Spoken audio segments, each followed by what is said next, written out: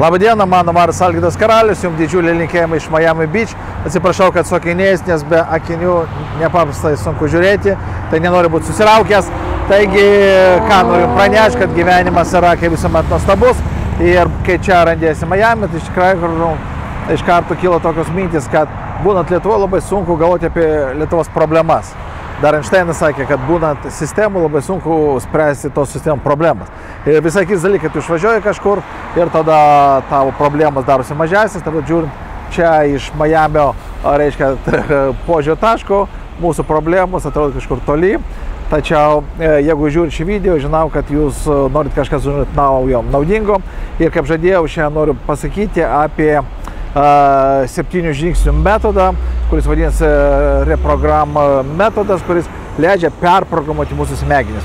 Ir jisai skirtas tiem žmonėm, kurie nori geresnių rezultatų savo gyvenime. Ir jeigu jūsų paklaustų, o nuo kogi priklauso rezultatai, būtų daug įvairių versijų. Vieni sako, čia talentas, kiti sako, čia yra likimo dovana. Bet yra toks mokslas, kuris vadinasi akmeologija. Mokslas apie tai, kaip pasiekti viršūnės savo pasirinktoj srity, ir vakas sako akmeologija, ką 95% įtakos rezultatams daro kas? Mūsų veiksmai. Taigi, jeigu norit kitų rezultatų, turit pakeisti savo veiksmus. Atrodo, būtų labai lengva. Pakeitė veiksmą, tačiau, kaip minėjau, pakeisti kažką, būnant tam pačiame lygiai, labai sunku. Reikia išeiti truputėlį iš to lygio. Taigi, norint pakeisti savo veiksmus, mes turime pakeisti savo įsitikinimus. Nes būtent įsitikinimai ir įtakoja, kaip mes elgiamės vienoje ar kitoje situacijoje, kaip mes reaguojame. Ir yra svarbiausias klausimas, kurį kyla žmonėms, o kaip pakeisti tos įsitikinimus. Ir pats greičiausias metodas, tai yra 7 žingsnių metodas, kuris remiasi to, kad greičiausias būdas pakeisti įsitikinimus, tai yra keisti juos per veiksmus. Turbūt paskui labai sudėtingai, pamėginsiu pažingsniui įvardinti visus 7 žingsnius. Pirmas žingsnis. Įvertinkit savo rezultatus. Paimkite tas gyvenimo sritis, kurios dėja jūsų netenkina. Ar tai gali būti finansai, ar tai būti rezultatai jūsų versle. Ir pirmas žingsnis – pasižiūrėti tiesą į akis ir pasakyti, man šitoj srity gyvenimo netenkina šitie rezultatai, kurie yra. Žingsnis antras – nustatyti, o kokie jūsų veiksmai privedė prie to, kad jūs turit vienokius, o ne kitokius rezultatus. Šitoje vietoje reikia drąsos, reikia atsakomybės. Nes tik tai atsakingas požiūris leidžia suvokti, kad visą tai, ką mes turime savo gyvenimą, tai yra mūsų pačių atsakomybės ribose, reiškia, mes patys tai ir sukūrėme. Taigi antrame klausime jūs turite atsakyti savo iš tai tokį klausimą, kaip aš tai sukūriau, kokie mano veiksmai privedė prie tų rezultatų, kurie manęs netenkina. Žingsnis trečias, šiek tiek sudėtingesnis. Pagalvokite, o koks mąstymas, kokie įsitikinimai, kokie jūsų mintis, kokios jūsų privedė prie to, kad jūs elgiatės vienaip, o ne kitaip. Duosiu pavyzdį. Jeigu jūs nuolatos išleidžiat pinigus, tai yra negerai. Bet kokios mintis mane skatina tai padaryti. Dažniausiai mintis būna koks, gyvena vieną kartą, ką aš tam negaliu sau leisti, vis vien kitą mėnesį užsidirbsiu. Taigi, visos šitos mintis jos priveda prie ko? Prie suvokimo, jog įsitikinimas, kad pinigų nereikia atidėti, o pinigus reikia leisti. O tai yra ta tikroji priežastis, kurie priveda prie to, kad mes elgiamės kiekvieną dieną su pinigais ne taip, kaip norėtume. Tas pats visose kitose srityse.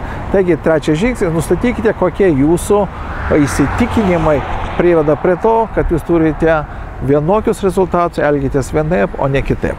Žingsnis ketvirtas, jūs turite pakeisti senus ir racionalius įsitikinimus į naujus. Tiesiog pasižiūrėkit, o koks kitas mąstymo būdas, kokios kitos mintis privestų prie to, kad jūs pradėtumėt elgtis kitaip. Pavyzdžiui, jeigu jūs galvojat, būtų gerai sportuoti, bet tai sportuoti tingiu ir kažkaip ir sunku sportuoti, ten reikės prakaituoti, tai be abejo tos mintis sukelia didžiulį nenorą sportuoti.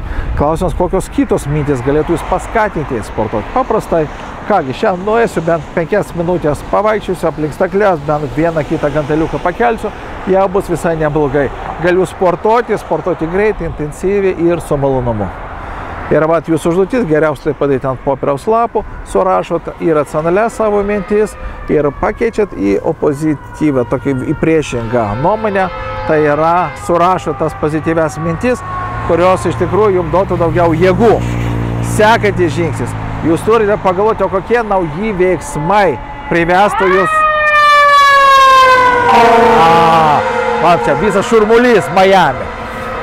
Taigi, sekantis žingsnis jūs turite sugalvoti, o kokie nauji veiksmai jūs skatintų pasiekti geresnių rezultatų. Pavyzdžiui, ėjimas kasdien į sporto salę būtų geras sprendimas. Arba kiekvieną kartą, kiek gavai pinigus, 10% atidedi savo. Nežinau, kokią jūs rytį paimsite, tai visur yra 3 tipų veiksmai, kurie ir priveda prie vienokio ar kitokio rezultato. Pirmas tai yra kertiniai veiksmai. Tai yra 2-3 veiksmai, kurie duoda didžiausią įtaką mūsų rezultatą. Pagal Pareto dėsnį 20% veiksmų duoda 80% rezultatų. Jūs turite nustatyti tos kertinius veiksmus, kurių jums reikia, norint pasiekti naujų rezultatų. Antras tipas veiksmų tai yra taip vadinami blokuojantis veiksmai.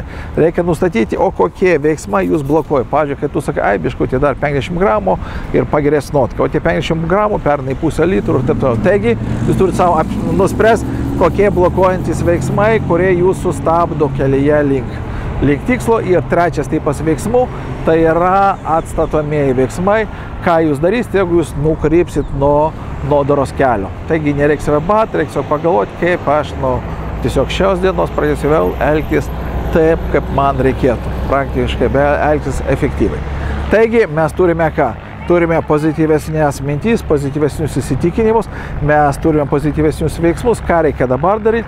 Sekantys žingsniai, turite kiekvieną dieną elgtis taip, lygtais jūs jau turite naujus įsitikinimus, lygtais jūs esate visiškai kitas žmogus. Nes smegenim labai sunku patikėti, kad jūs esate kitoks, jeigu jūs elgiatės visiškai priešingai. Pavyzdžiui, jūs galite savo sakyti, man patinka sportuoti, man patinka kauti pinigus, man patinka mokytis, man patinka, bet jeigu kiekvieną dieną neinate sporto salę, kiekvieną dieną neišmoksta 10 angliškų žodžių, tai smegenys sako, bullshit, tai yra nesąmonė, tu turi man įrodyti, kad tu iš tikrųjų elgiesi kitaip. Taigi mums kiekvieną dieną reikia pradėti elgtis bent po truputėlį kitaip.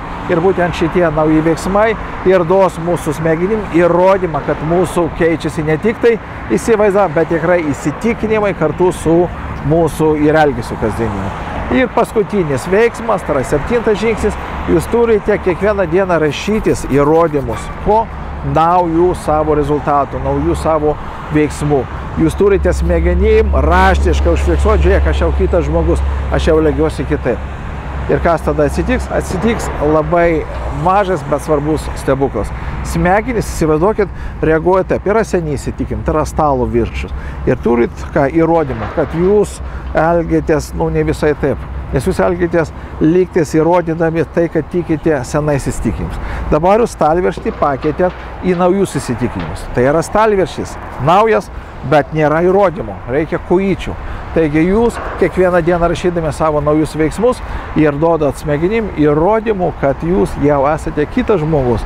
Ir laikui bėgat labai greitai pradės keistis jūsų rezultatai.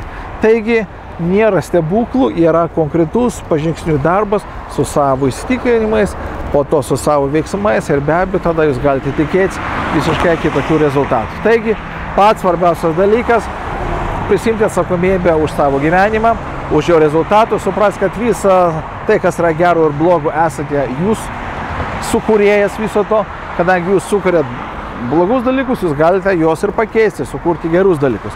Tam reikia naujų įsitikinimų, naujo žemėlapio smegenyse ir naujų veiksmų. Ir jums labai linkiu, nežiūrint, kur jūs bebūtumėt, žinoti, kad gyvenimas nuostabus, kad jūs galite pasiekti visko, ko norit, tik su sąlyga, kad pradės naudotis kitais žemėlapiais, kitais įsitikinimas ir tie įsitikinimai paskatins jūs naujiems veiksmams. Sėkmės jums. Iki.